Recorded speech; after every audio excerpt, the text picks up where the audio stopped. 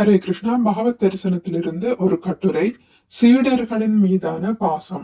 ஸ்ரீல பிரபுபாதரின் நினைவுகளிலிருந்து. பவானந்தர்.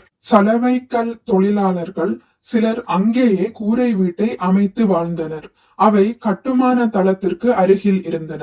கட்டிடத்திற்கு வெளியே ஒரு கை பம்ப் இருந்தது. அதில் தான் நாங்கள் குளித்தோம். அதிலிருந்துதான் தொழிலாளர்கள் சிமெண்டிற்கு தண்ணீர் எடுப்பார்கள். சிறிது தூரத்தில் 2 கழிப்பறைகள் இருந்தன. ஒன்று ஆண்களுக்கு, இன்னொன்று பெண்களுக்கு.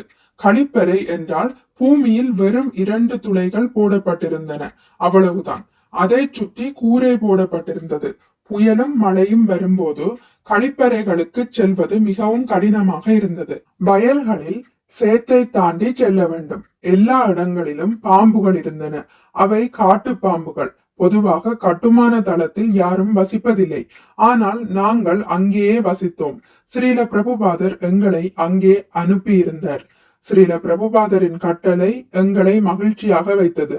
கழிவறைகள் இல்லை, அறைகள் இல்லை, எந்த வசதியும் இல்லை. கான்கிரீட் போடப்பட்ட திறந்த தளங்கள் மட்டுமே இருந்தன. ஸ்ரீல பிரபுபாதரின் மீது நாங்கள் வைத்திருந்த அன்பும் அவர் எங்களின் மீது வைத்திருந்த அன்புமே எங்கள் அனைவரையும் அவ்வாறு செயல்பட செய்தது. ஜெய் ஸ்ரீல பிரபுபாதா.